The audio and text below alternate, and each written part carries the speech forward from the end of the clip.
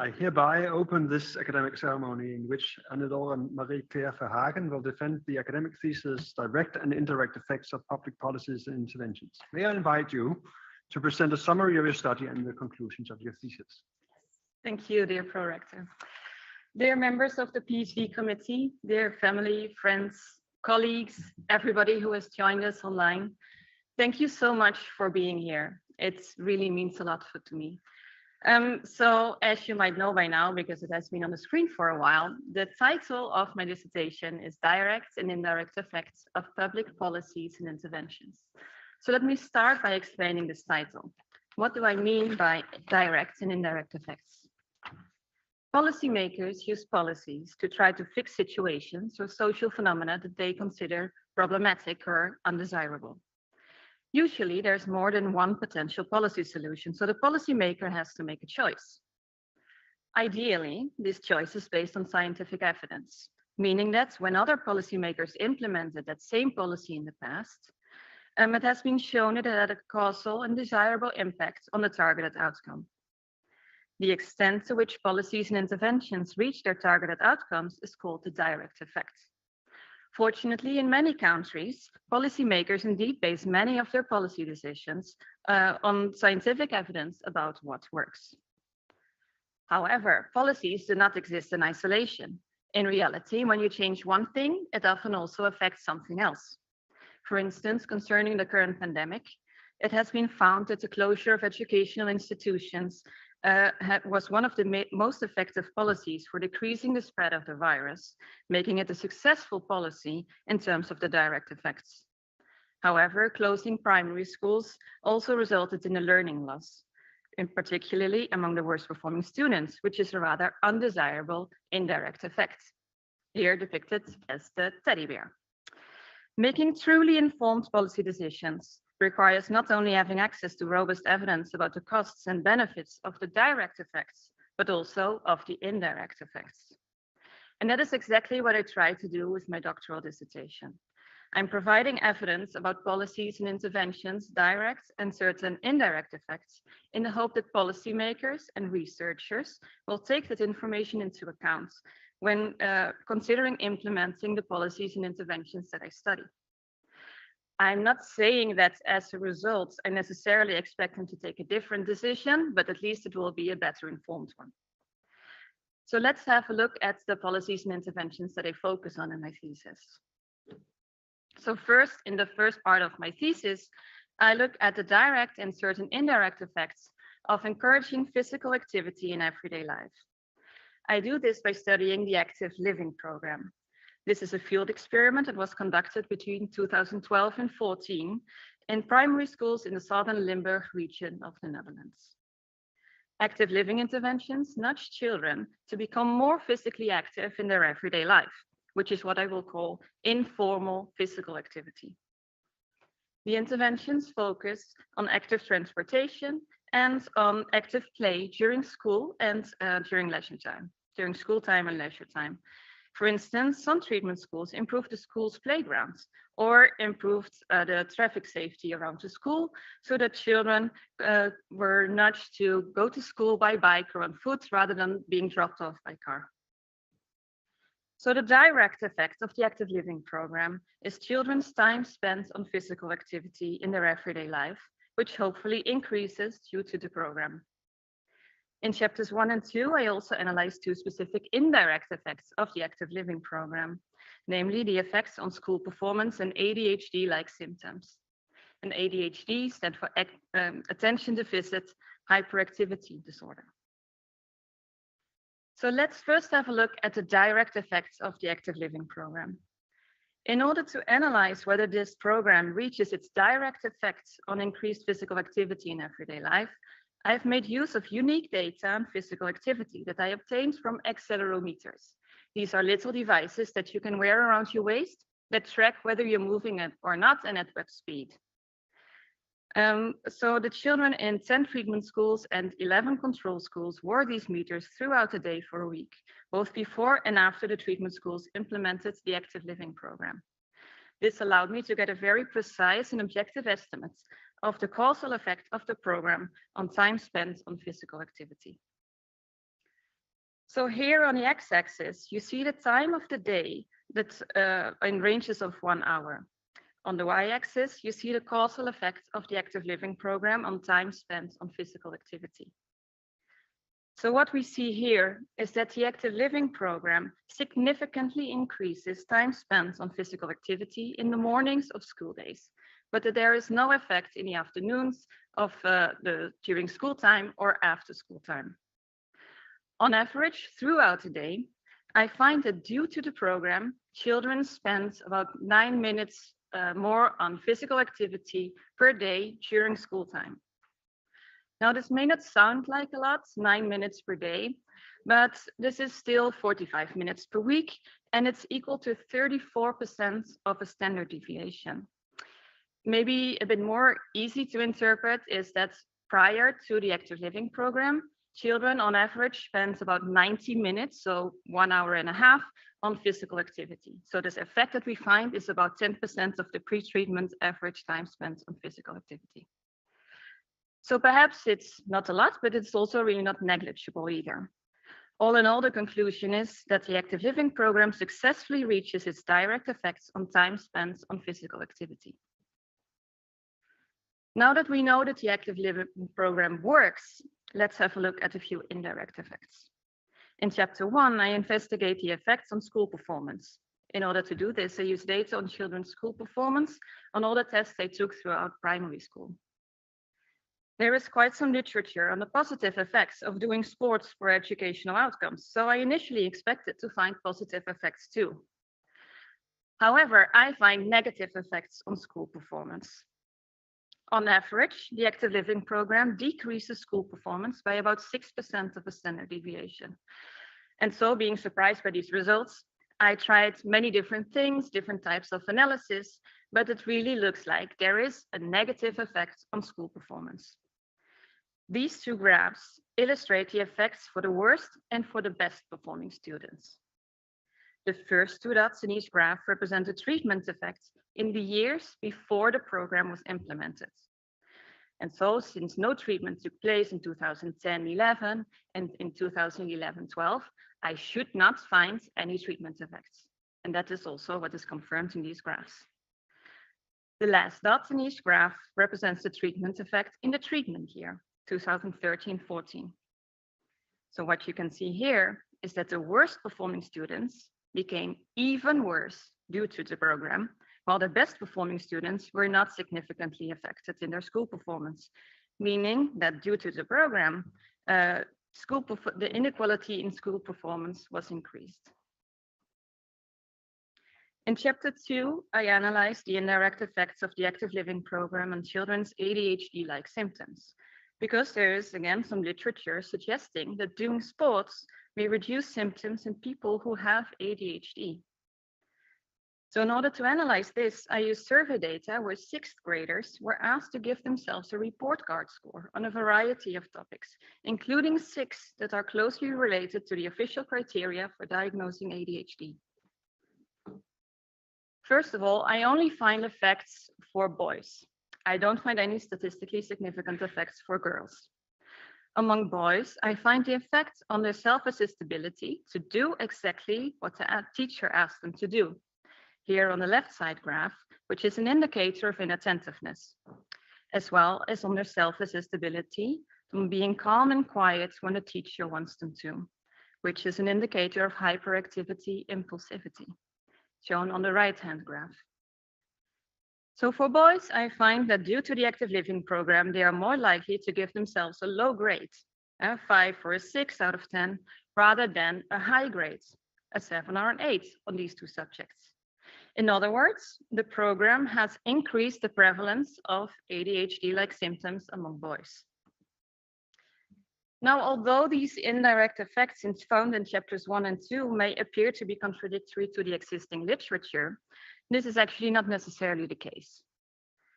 After all, one physical activity intervention is not like the other. And while the previous literature is focusing on the effects of doing sports and moderate to vigorous exercise, here we're talking about an intervention on physical activity in everyday life, such as active play and active transportation. And one of the many reasons why the effects of formal physical activity, such as doing sports, may not be generalizable to informal physical activity, such as active play, is that active play at school can actually also be a lot of fun to do. So much fun even, that some children may become restless in class in anticipation of these activities, or that they continue to be active and chatty after the activities have taken place. And this is maybe what I pick up with my ADHD-like symptoms.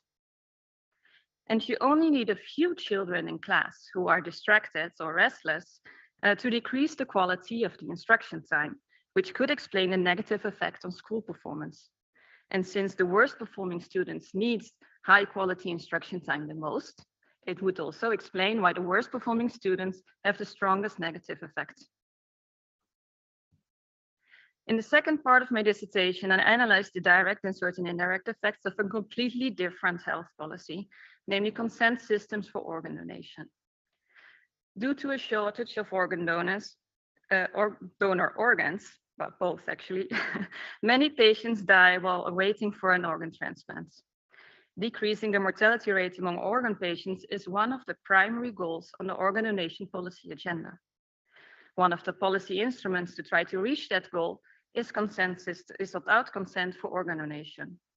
And opt-out consent means that when you die, the default is that you'll become an organ donor. Systems in which the default is not to become a donor are called opt-in systems. So the direct effect of consent systems is the number of donors, or for simplicity, let's say transplantations as well. Organ patient mortality, although it's one of the primary policy aims, is actually an indirect effect of consent systems that can only be achieved through other mechanisms, such as deceased donor transplantations. These two effects are what I analyzed in chapter 3. In order to do this, I used data on organ transplantations and the number of organ patients that died while being registered on a waiting list for 69 countries across a period of 15 years. I also collected data on countries' GDP, general mortality rates, health expenditures, and religious denomination, because these are potential confounders. I find that countries without consent systems for organ donation perform significantly more kidney, liver, and heart transplantations from deceased donors per million population. This is in line with previous findings and often used by policymakers as the main argument for choosing an opt-out consent system for organ donation. Now, common sense tells us that every transplantation performed is a life saved, and hence that every deceased donor transplantation decreases the number of organ patients that dies by one patient. Therefore, one might expect that if there are 7 more deceased donor kidney transplantations in opt-out systems, there should be about 7 fewer deaths among kidney patients in opt-out systems compared to opt-in systems. And this is indeed what I find for hearts and lungs. For these two organs, the organ patient mortality rates are as much lower in opt-out systems compared to opt-in systems, based on what you would expect on the difference in the donor transplantation rates. However, for kidneys and livers, which are by far the most commonly transplanted organs, I find that although the opt-out consent systems conduct significantly more deceased donor transplantations, the difference regarding organ patient mortality rates is practically 0. This must mean that there are other differences between consent systems besides deceased donor transplantations that affect kidney and liver patient mortality. For instance, the larger supply of deceased donors in opt-out systems may decrease the incentive for family and friends of organ patients to become a living donor. Indeed, I find that countries with opt-out systems conduct fewer kidney transplantations from living donors, and that this can explain why kidney patient mortality rates in opt-out systems are larger than expected based on the deceased donor transplantation rates alone. This shows that focusing on deceased donor transplantation rates alone paints an incomplete picture of the benefits of opt-out systems compared to opt-in systems, which is an important contribution to the policy debate regarding consent systems.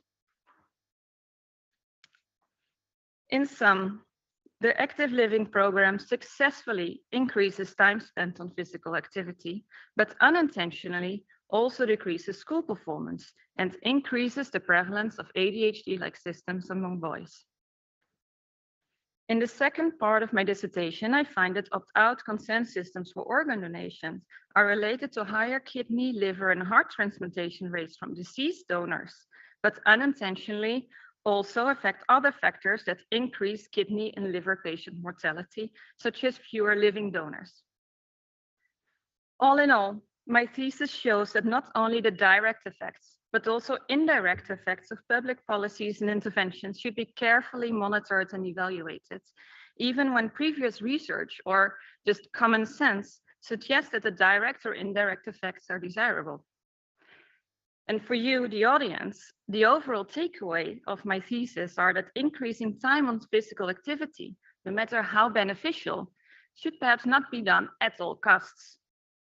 Also, while you donating your organs is saving that patient's life, it might also decrease the incentive of someone else to donate their organs.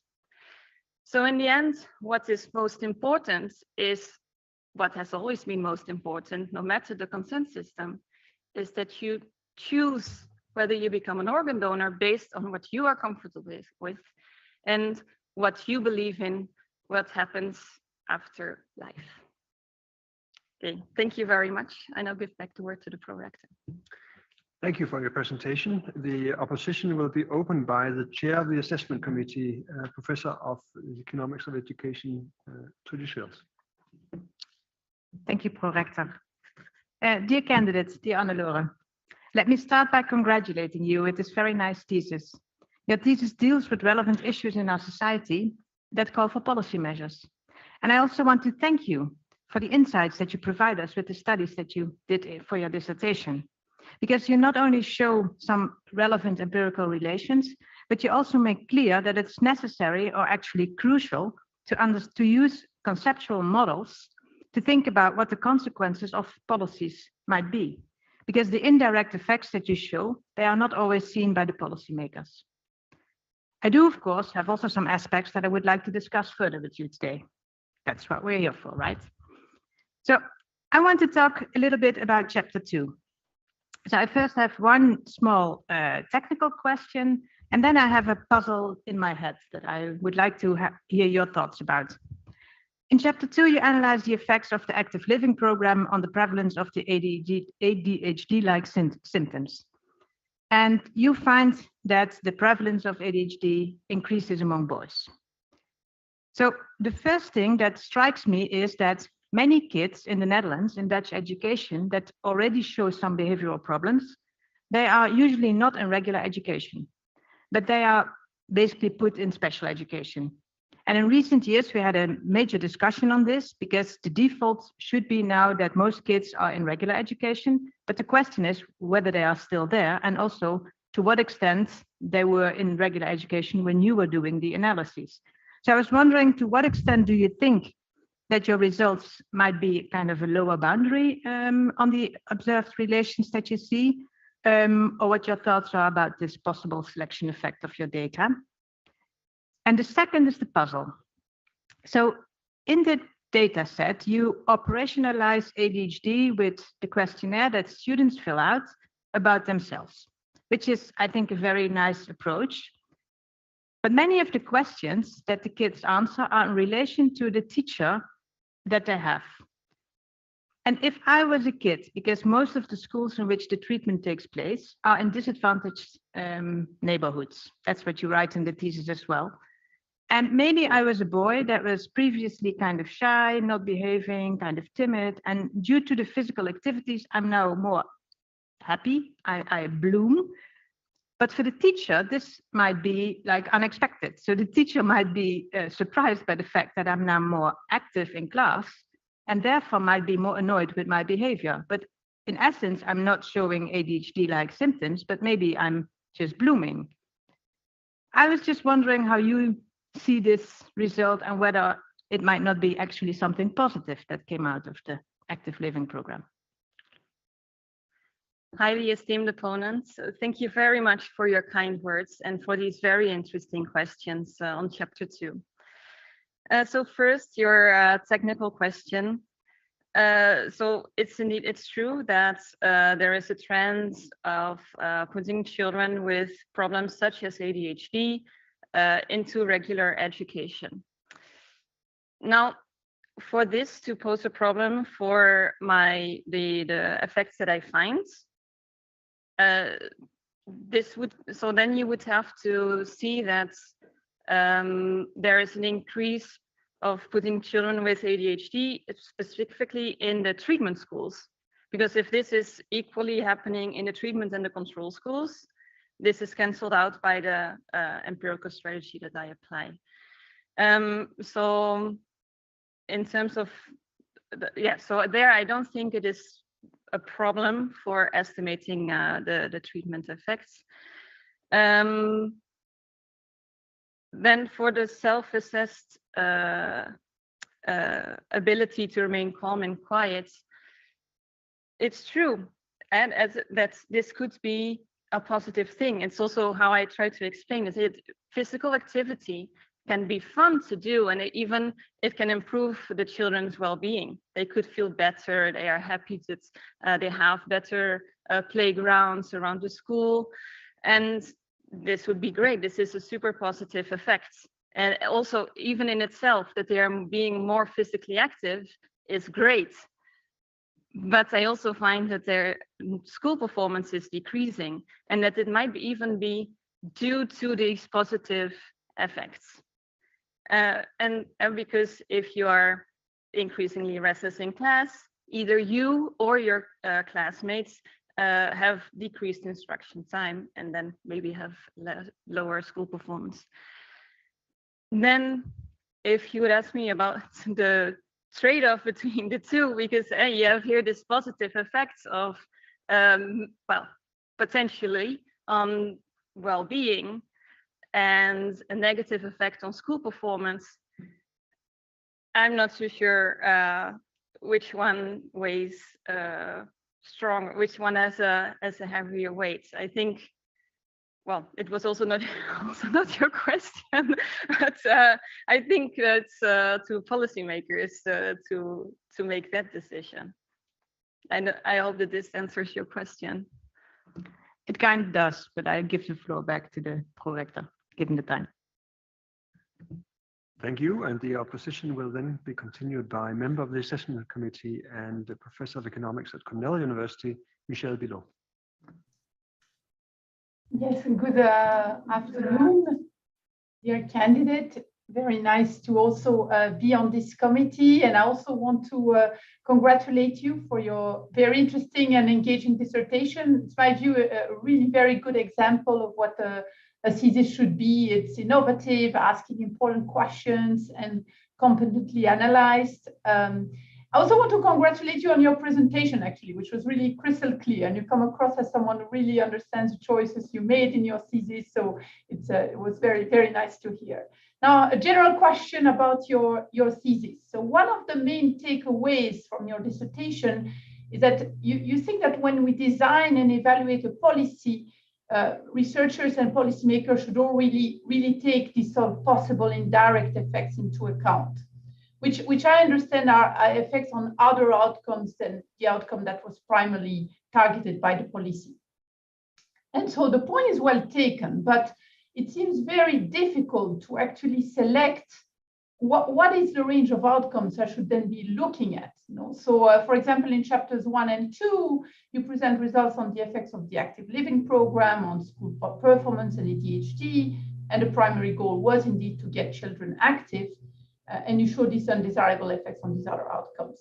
So I see that these other outcomes are of interest, but what about other outcomes, like, I don't know, other behavioral outcomes or absenteeism, or maybe the health of the parents or the job satisfaction of the teachers? In a way, the sky is the limit in how many outcomes we could look at and perhaps consider. And so my question is, how would you suggest one could go about selecting relevant outcomes of interest? And how do we make sure we're able to draw conclusions if we have potentially a really large number of outcomes we look at and a hypothesis we consider at the same time. Highly esteemed opponents, thank you very much for your kind words and for this very interesting question. Indeed, there is potentially an endless amount of indirect effects that you could be studying. And although it is important to take these into account, the question is where to stop looking for them. Now, first, so the idea is, as a policymaker, that you do a literature review. That's the idea of evidence-based policymaking. You do a literature review on what is already out there in terms of the studies related to this policy that you want to implement, or even a step before that, looking at which policies could be affecting the outcome that you seek to achieve. And so that would be the first step, to see what has already been done and selecting the ones that trying to find the policies that are having a significant effect on your targeted outcome. And so then to make the decision on, so because then you would have to weigh these different policies, but different potential interventions against each other. I mean, this is harder for me to answer, right? Because then what comes into play is your political views, your view on life itself. And so then you would have to put a weight on each of these interventions that you have found and see and balance these out against each other. I mean, I know that this is not an easy task, but the alternative would be to completely disregard indirect effects. And I mean, you could do that if you're transparent about it, that you're only looking at direct effects, and that is how you make your policy decisions, would be fine by me. I'm not sure if I would vote for you, but maybe other people would. But so that is, yeah, so if you're transparent about that you're only focusing on the direct effects, might be fine. But it's something else if you're implicitly assuming that the indirect effects are positive. And even because that is one of the things in the organ donation paper in chapter 3, it is an implicit assumption that a specific indirect effects will be positive, and the effect of opt-out consent on organ patient mortality. And then this should be studied, and this you should try to seek evidence that that is indeed the case. So I hope that answers your question. Thank you, thank you, thank you. The opposition will be continued by member of the assessment committee and professor of economics at the Vrije Universiteit Amsterdam, Martin Lindeboom. Thank you, Rector. Dear candidate, let me also start the opposition with my congratulations for this fine thesis that you did. It is a solid piece of applied microeconomics work on very relevant issues: school performance, ADHD, like symptoms actually, and organ donations. And indeed, I also want to say, like my colleague, Professor Belot, that your presentation was outstanding, very clear, very nice. And indeed, of course, I'm also hired to ask some critical questions. And I have actually 2 questions to start with, or rather maybe 1 comment and 1 question. And the first one concerns a quote from Winston Churchill. Winston Churchill, when he got the respectable age of 90, the interviewers asked him, or a journalist asked him, what he did to turn to such a respectable age. And then he actually said, whiskey. Every day you need to drink whiskey. Cigars, every day you need to smoke a cigar. And sport, never sport. In light of your conclusions, in chapter 1 and 2 that actually physical activity is bad for your school performance and as well for the ADHD symptoms. Do you agree? Or perhaps you can give a more nuanced view. That's the first question/comment. And the second one, I think that in general, this is also about policies. And ultimately for policies, the big question is why?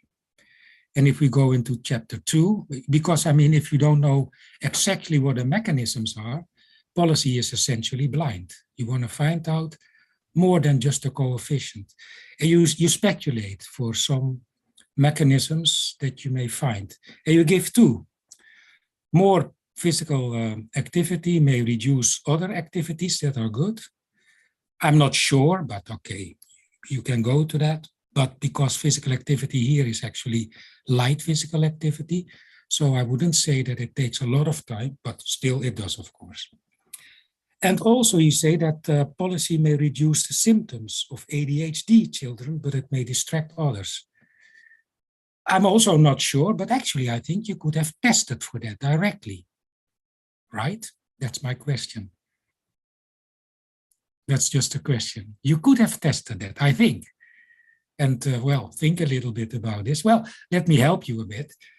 I could, for instance, interact the effect with the baseline level of ADHD symptoms that students may have and see if there's something like a heterogeneous effect. Could that work? Well, this is it for now. Okay. Highly esteemed opponents, thank you very much for your very kind words and for these interesting questions. So let me start with the first one. Does my thesis show that we shouldn't do sports? No, I do find some negative indirect effects, but that does not cancel out that there are positive effects or positive benefits of doing physical activity. I have not been able to study them in my thesis. I did not have data on that, but my educated guess would be that there is still a positive effect on health and well-being of the children. That's also what I talked about before. And so the fact that there are negative indirect effects does not cancel out positive direct effects. This is something that is important for all of the chapters of my dissertation. It just means that you have to make a choice. And it's not only good for you to do physical activity. And so you have to think about it, okay, do I do sports for half an hour? What would be the alternative? If the alternative would be that you're making your homework and instead you go running outside for half an hour, if you want to get good grades, I'm not sure if it's always the best decision. So no, I'm not advocating laziness. I want that to be very clear. Thank you for the question so that I can emphasize that. And then for your second question on whether I could maybe analyze the effects. So first, I want to be sure that I understand your question correctly. So, so it's about analyzing the effects on school performance by baseline ADHD-like symptoms. Is that correct? Yeah. So then you would basically be using the active living program as an instrument for ADHD-like symptoms to analyze the effects on school performance. That's not impossible to do. You could,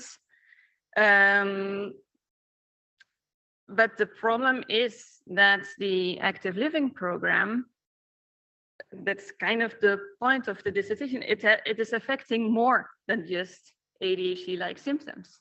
It's affecting physical activity. This might be related to ADHD-like symptoms, but it's not completely the same. It is also, again, it might improve health and well-being independently, which could affect school performance.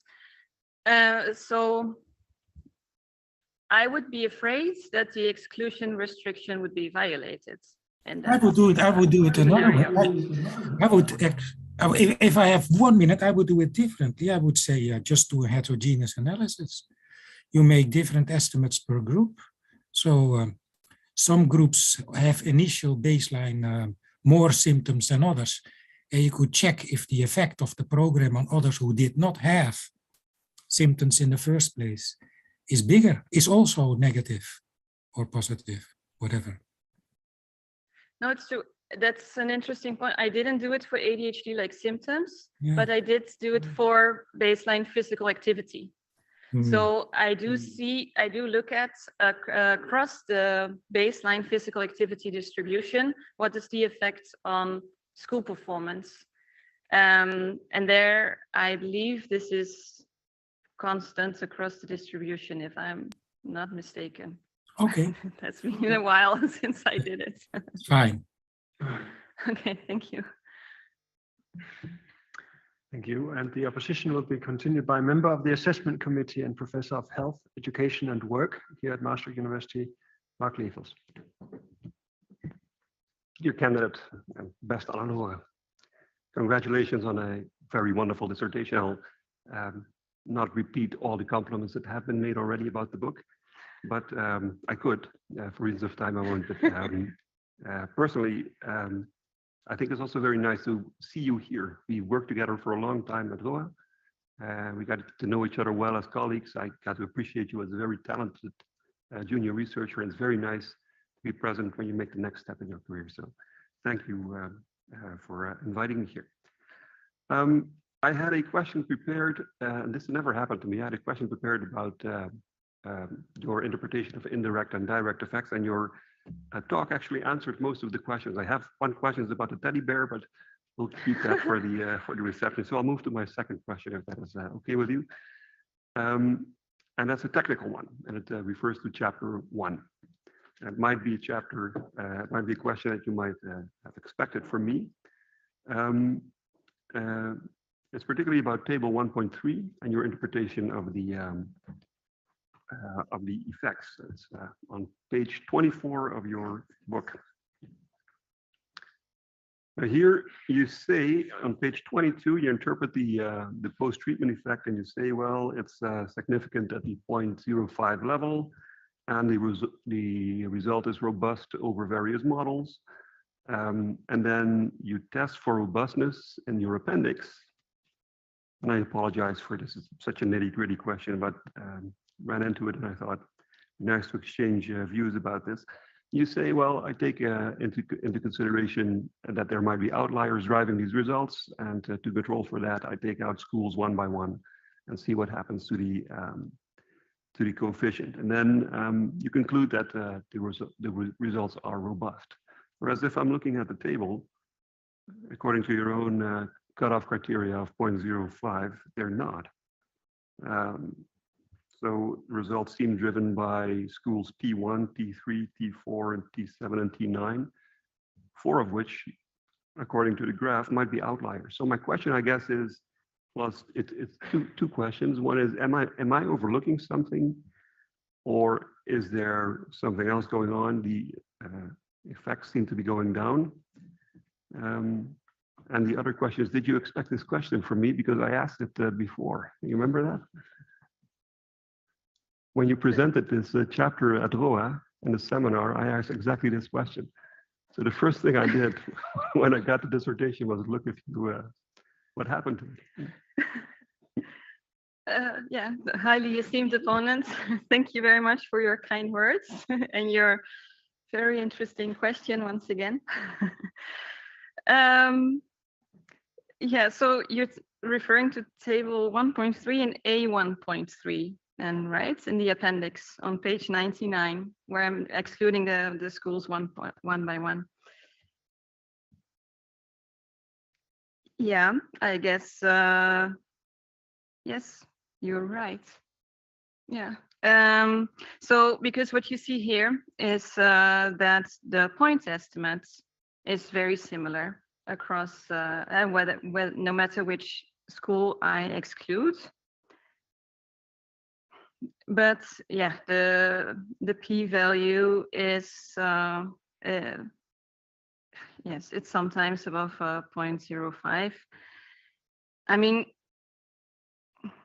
yeah, I mean, I agree with you that this might mean that there are some schools where, so that would mean that there are some schools where the treatment effect is significantly negative and some where it's negative but not statistically significant. So it's not going in the opposite direction. It's not pointing to the fact that there might be a school where there is actually a positive effect on school performance.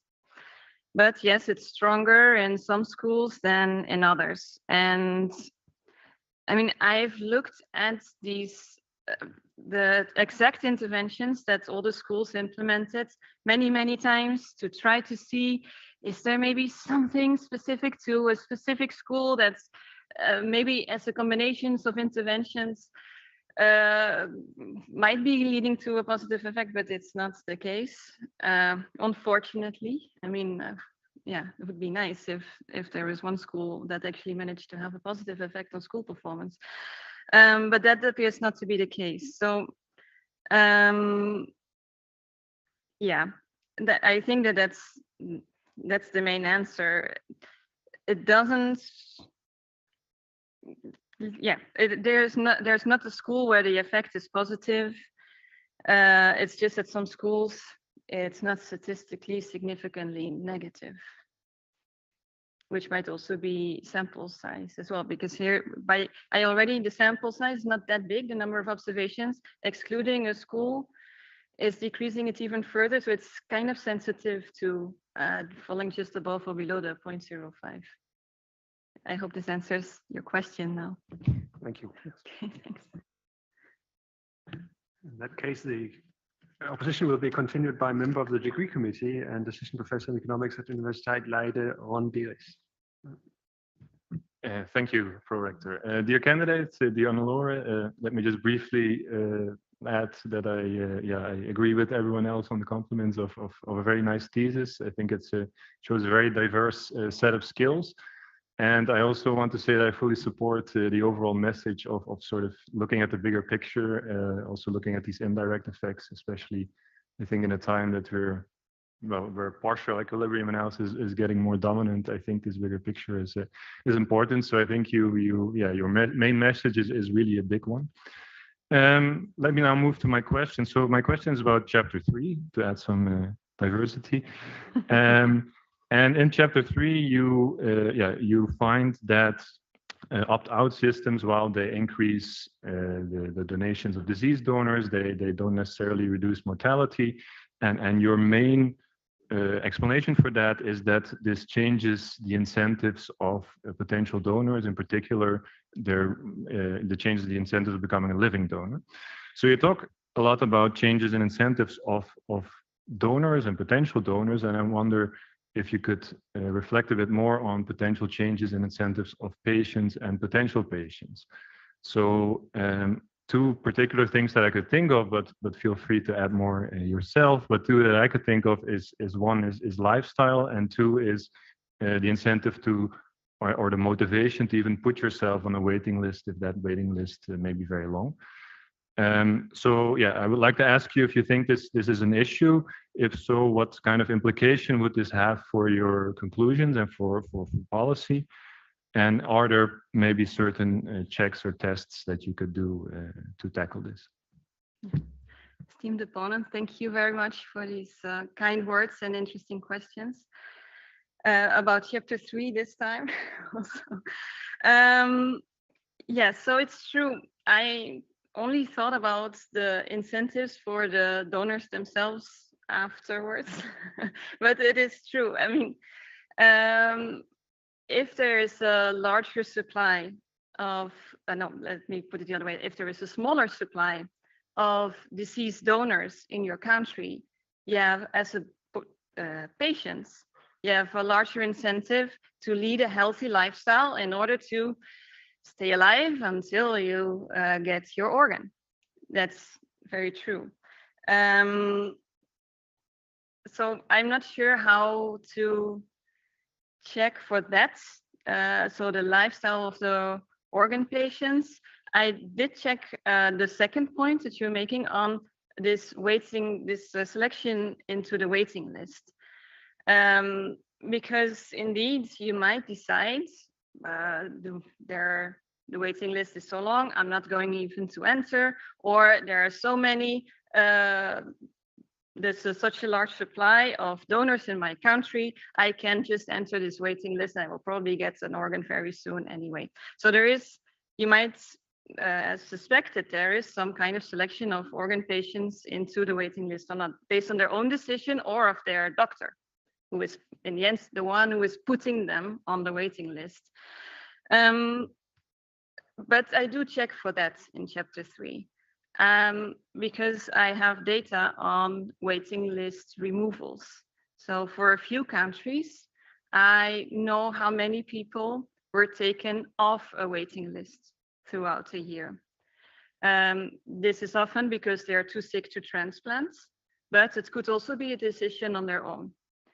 And so if you take the conservative approach of assuming that all those patients who were removed from the waiting list died, which is quite a conservative approach, because for some it's just a personal choice. It has not necessarily anything to do with their health situation. And when I do that, I find similar results. Then you could also have a selection onto the waiting list. But if that would be the case, well, if that's the case, but if it's different between opt-out and opt-in systems, you would suspect that opt-out systems maybe have more people on the waiting list, that they have longer waiting lists. And I do have data also on the number of people that are registered on the waiting list. And if I take that into account, I again find similar results. So I'm not saying that it's impossible. There is an incentive for organ patients to behave differently, but it appears that this is not really biasing my results. I hope that answers your question. Yes, it does. Thank you. Okay, thank you. Thanks. In that case, we move on in the opposition to a member of the degree committee, Associate Professor of Social Medicine here at Maastricht University, Annelore Koster. Thank you. I would also first like to congratulate you on your good work, and I also extend my wishes to your supervisory team. You may not be surprised that I will ask you questions about chapter 1. And I would like to start with the question about the increase of the physical activity levels that you find. You see that it's 9 minutes, statistically significant, so that's important, and it's 9 minutes per day. But as an epidemiologist, I'm always forced to also think about the relevance of this difference. What does it mean 9 minutes per day more? And in light of the physical activity guidelines, I may say, yeah, this is a rather modest increase in activity. You already alluded to this a little bit in your presentation, but what is your opinion? And is this really a large difference? And what would you consider a relevant difference, if I may call it like that? Esteemed opponent, thank you very much for your kind words and this interesting question. I do also have the data on the intensity of the physical activity that the chapter was already quite long, so it's not in there, but I did look at this. And so it's mostly the low intensity physical activity that is increasing, which is not surprising considering the type of interventions that were implemented. Now, if you're talking about physical activity in everyday life, taking the stairs rather than taking the elevator, it's not that high intensity, perhaps, compared to actually running somewhere. So yes, it's low intensity, 9 minutes. It's not that much. Again, and like I said in the presentation, still 34% of a standard deviation, because during school times, children don't move that much. And they're sitting in class, following the class. But yeah, it's not a lot. I agree with you. Then where to draw the line where it would be sufficient? That's I wouldn't know, to be honest. Maybe the line would be, at least based on these papers here, assuming that there is a dose-response relationship between physical activity and the effect on school performance. And because the previous literature is focusing on sports and moderate to vigorous exercise, and there they find positive effects. Here I have a relatively small effect and it's low intensity, and I find a negative effect. So it could be that the more you move or the more intensely you move, the more positive the effect becomes on school performance. So in that sense, it would be interesting to investigate at what points the physical activity is flipping to a positive effect on school performance. Where that point lies, I don't know right now, but it would be very interesting to investigate. Yeah, thank you for your answer. And I'm happy to hear that you have also looked at intensity, because that was my other question. Did you look at it?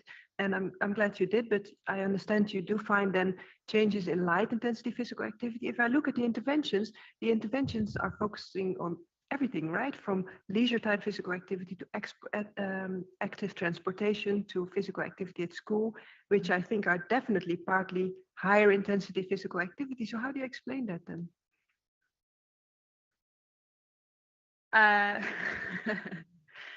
I'm not sure, to be honest. So apparently the children must then have been more reactive. So either they are more reactive to the lower intensity activities, or there is maybe a substitution between the two. And then in the end, so if you do more higher intensity activities and then much less lower intensity, overall, I might find that only the lower intensity increases. Maybe it's something like this that is going on. But honestly, there's so many different interventions that were implemented that it becomes hard to draw any conclusions from the specific interventions.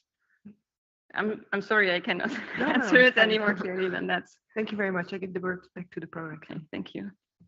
Thank you. And the opposition will be continued by a member of the degree committee and professor of sociology at Chain and research leader at ROA, the Research Center for Economics and the Labor Market, Tim Houch. Thank you. Dear candidate, dear Annelore, I would like to join my colleagues in congratulating you with this thesis. I was impressed by the thorough and systematic nature of your analyses, and also by the meticulous manner in which you've presented your results. And I would have liked to sing your praise a little bit more, but given limited time, I will jump to my question now. And my question is about the relationship between chapters 1 and 2. So in chapter 1, you conclude that the active living program has caused a significant decrease in school performance. And in chapter 2, you find that this program has increased self-reported ADHD-like symptoms.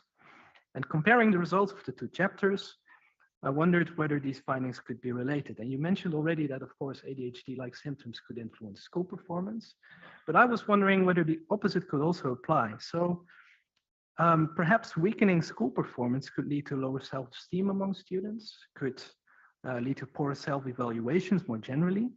And this could then make students more likely to report that they have trouble focusing or doing exactly as the teacher asks. And this might also explain why the effects of the active living program are still so strong during the year after treatment. So possibly rather than having long-term effects on ADHD-like symptoms among these children, their self-esteem and self-evaluation are affected in the longer run. And this brings me to my question, which is twofold. Firstly, to what extent do you expect that your findings around ADHD-like symptoms could be explained indirectly by school performance?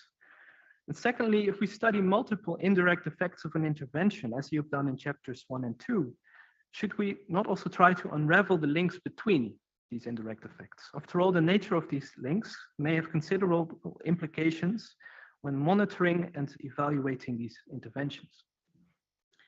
Highly esteemed opponents, thank you very much for your kind words and for these interesting questions. Yes, it is true. So there are links between chapters 1 and 2. I am focusing mostly on the potential link of that the active living program increased ADHD-like symptoms, and then this has also a negative effect on school performance, but it could very well be the other way around. And that's actually an interesting point of view that I didn't think about yet. But it's true, yes, you could think that this negative effect on school performance, so you see your grades are, well, let me finish my sentence first, but so you see your grades decreasing, and so this would make you unhappier, you become a bit more restless in class, you start to be, well, a bit annoying student, let's say. But then you don't really, so here it's not really that you observe your grades decreasing. What I study here is the effect compared to the change in a control school. So not necessarily the case that the entire class, that the entire cohort is decreasing the school performance. There's still some that are decreasing and some not. But this negative effect that I find is compared to control schools. And I'm not sure that they are comparing themselves across schools. Yeah, nevertheless, in the end, they have slightly lower grades than they would have had otherwise. So yes, it is a potential relationship. That would be very interesting to study. Also, there was another comment also in the opposition about this. And yeah, besides studying both direct and indirect effects, which is already quite challenging because there are so many potential indirect effects, it would also be very interesting and important to study the links between the indirect effects. But then, I mean, yes, the point of my dissertation is kind of to say that reality is a bit more complex, unfortunately, and policy decisions are multidimensional. This would be adding a layer to it. So yes, it would be important, but it's making policymaking, evidence-based policymaking, even more complex. So yeah, doesn't make the policymaker's job any easier, unfortunately. Thank you. It would make mine more interesting. Thank you. Maybe given the time, I can just add on a very quick point. So relating to what others have said already, so then what can you advise policymakers when it comes to this decision? So I know that it's difficult and your thesis alone cannot really, give them everything they need. But if there's one thing you would recommend in taking together all these pieces of evidence and then making that decision to do this weighing of what is more important, what's the one thing you would say, well, this is what I would advise them as a first step even? So the first step in weighing the different effects against each other, I would say, I mean, this is super hard. I think in the end, this will be a political choice that is based on your values, I'm afraid.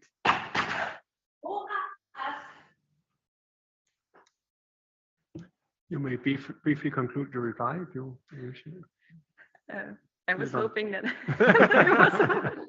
In that case, Annelore M.C Verhagen, the time appointed for defending your thesis has passed. The degree committee will now withdraw to discuss the quality of your thesis and of your defense. I request that you and your company will await the results of our deliberations and our return in this room. Thank you.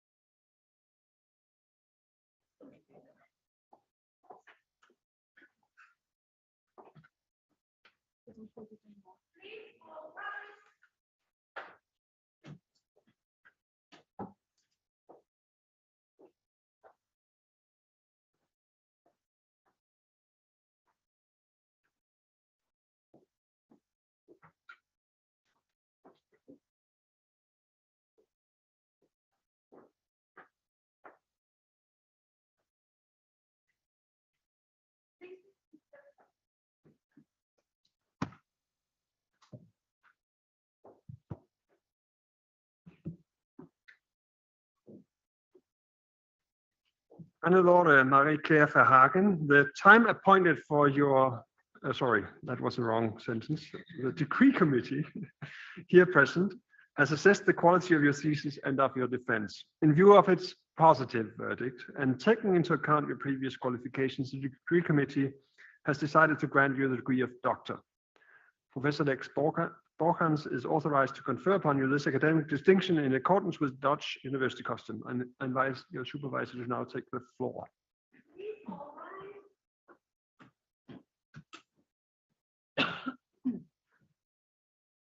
Do you promise to work in accordance with the principles of scientific integrity at all times, to be careful and honest, transparent, independent, and responsible? I do. Thanks. By the authority vested in us by law and in conformity with the decision of the committee here present, I hereby confer upon you, Annelore Marie-Claire Verhagen, the degree of doctor and grant you all the rights attached by custom and law.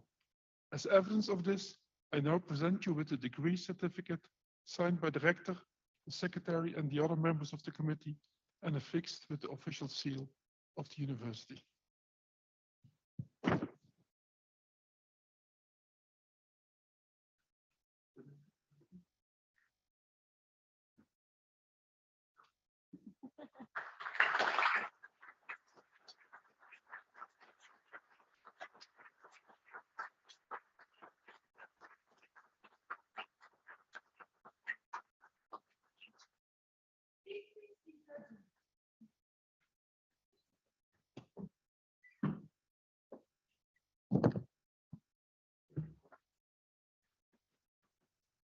Dr. Annelore, I'm very happy for you. Congratulations.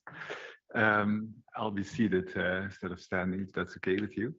But you made it. You can call yourself a doctor and you have a PhD degree. I think your thesis is of very high quality and everyone agrees in the committee. Evidence of that is also that 2 of your chapters have already been published in academic journals. One in a B+ level journal and one even in an A level journal. Next to this, you published a chapter in a Dutch policy-oriented book. Thomas Vex and I think that these are exceptional achievements. We worked on 2 projects together, especially the project on organs is very dear to me. We collected a sample of all countries in the world which have an organ donation system, and a complicated factor was that the data were only available in PDF documents, if you recall. So the numbers had to be entered by hand. And this was a massive chunk of work, which took a lot of time, but it was worth it. It led to the largest data set on organ donation available and to a new and important insight in the organ donation literature. I think we can be very proud of this result. Working on this paper and on the other projects in your thesis together was really a true delight. It has to do with some of your defining characteristics. So let me list a couple of them. First, I think you are an incredibly hard worker. Searching for data, typing in data, tedious programming, solving complex econometric problems, endless revisions of the text, and so on, never were any problem for you. You kept on going day and night, week and weekend days. Secondly, you are very intelligent and a fast learner. You started with virtually no background in economics, econometrics, or programming, but quickly acquired these skills. And now you are a professional applied econometrician and an excellent researcher. And thirdly, and I think everyone agreed on that as well, given your great presentation, you are a fantastic communicator. You always respond almost immediately to emails You were happy to present your work at academic conferences and to talk to the press about your findings, and did so in a very good way. And fourthly, you are a very social person, and you always have a very good sense of humor, which makes working with you not feel like work at all. This is also why you made many friends at work. You're still good friends with people from ROA and in our group, and you especially became close friends with Stan, with your paranymph, Olga, and Sergio. So, given all these great qualities, some people may now think, well, if she's so great, why did it take so long for her to finish the thesis? So it's true that your thesis took a little bit longer than expected. It's taken around 7 years from the interview date to this defense, if I counted correctly. Yeah? However, this delay has two main causes, which have nothing to do with the speed of working. The first is that you found full-time employment at the OECD after nearly 3 years into the program. And the second is, of course, that your family expanded by one member, not present here, Maxime. Next to this, several other things happened to you over the course of the past years. You got married to Eric, moved with him to Étal, that's near Luxembourg, when he started working at Leiser, and moved with him to Paris when he found employment at Paris Dauphine. And lately, you again moved, but now within Paris. This time, you didn't move for your spouse, but because the second guy in your household demands a bit more space. Given these major shifts and events in your life, I think you finished this thesis actually remarkably fast. As always, some ideas that come up during a thesis process do not make it into the final version of the thesis. One of these ideas was to analyze the extent to which first-year primary school test scores predicted last year primary school test scores, and you were working on that with Lex. And this is still a very interesting idea to me, and I hope that one day you will write this paper. Another idea was to analyze why highly educated women drink so much alcohol. This is also an inspiring question, but that I think needs to be investigated. We can talk about this over a couple of drinks this afternoon. This brings me to the end of the speech. Annelore, also on behalf of Thomas and Lex, congratulations again to you and your family. We hope you will enjoy and remember this important day, and wish you all the best in your future career. Thank you very much.